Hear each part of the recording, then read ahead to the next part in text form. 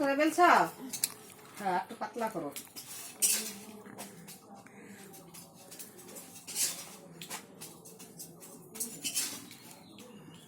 ভালোই তো রুটি খাই নেবো। ওইটা হয়েছে মা?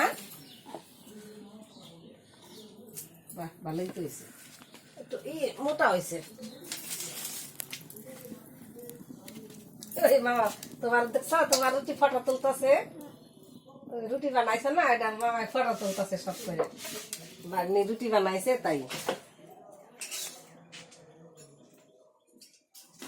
দেখি বেবি রুটি।